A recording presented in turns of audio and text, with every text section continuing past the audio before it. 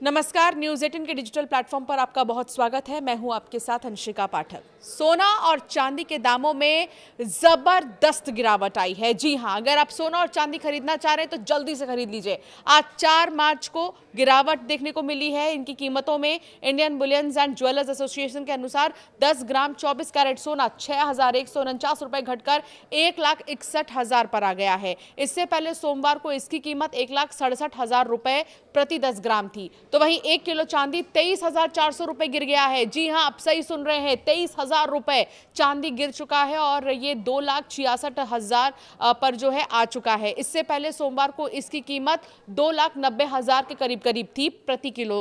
और सोना चांदी के दाम में ये गिरावट प्रॉफिट बुकिंग की वजह से आई है। मंगलवार को होली पर्व के कारण बाजार बंद था। अलग अलग शहरों में सोने के दाम अलग अलग होने की 4 वजह है। पहला तो यह है कि ट्रांसपोर्टेशन और सिक्योरिटी, सोना एक शहर से दूसरे शहर ले जाने में ईंधन और भारी सुरक्षा का जो खर्च है वो आता है। आयात केंद्रों से दूरी बढ़ने पर ट्रांसपोर्टेशन कॉस्ट बढ़ जाती है और इससे स्थानीय जो दाम है वो भी बढ़ जाते हैं। खरीदारी की मात्रा भी एक दूसरा फैक्टर है। दक्षिण भारत जैसे इलाकों में खपत ज्यादा, करीब 40% होने के कारण ज्वेलर्स भारी मात्रा में सोना खरीदते हैं। बल्क खरीदारी पर मिलने वाली छूट का फायदा ग्राहकों को कम दाम के रूप में मिलता है। तीसरा जो फैक्टर है वो है लोकल ज्वेलरी एसोसिएशन। हर राज्य और शहर के अपने ज्वेलरी एसोसिएशन, जैसे तमिलनाडु में मद्रास ज्वेलरी एसोसिएशन होते हैं। ये संगठन स्थानीय मांग और सप्लाई के आधार पर अपने इलाके के लिए सोने का रेट जो है वो तय कर लेते हैं। और चौथा फैक्टर है पुराना स्टॉक और खरीद मूल्य। ज्वेलर्स ने अपना स्टॉक किस रेट पर खरीदा है ये भी मायने रखता है। जिन ज्वेलर्स के पास पुराने और सस्ते रेट पर खरीदा हुआ स्टॉक होता है वो ग्राहकों से कम कीमत वसूल सकते हैं।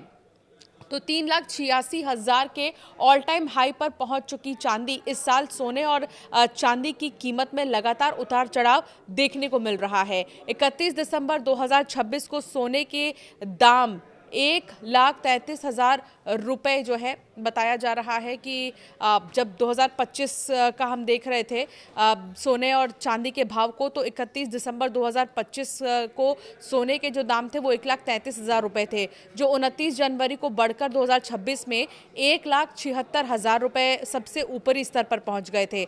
तब से अब तक सोना 14,000 रुपए सस्ता हो चुका है। तो वहीं चांदी की कीमतों की अगर बात करें तो 31 दिसंबर 2025 की अगर बात करें तो 2,30,000 रुपए था चांदी।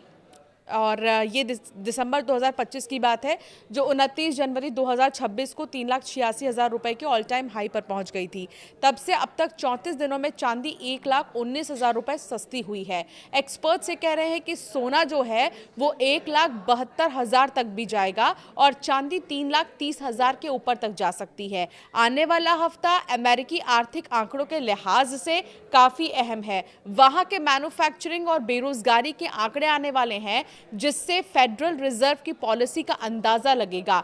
तकनीकी तौर पर जब तक सोना 1,64,000 के ऊपर है तब तक इसमें मजबूती बनी रहेगी। ऊपर की तरफ 1,72,000 का स्तर पार होने की उम्मीद जताई जा रही है और ऐसा होने पर यह और ऊपर जा सकता है। तो वहीं एनरिच मनी के सीईओ हैं, उनका ये कहना है कि सोना अभी कंसोलिडेशन के दौर में है, लेकिन इसका ट्रेंड जो है वो पॉजिटिव है।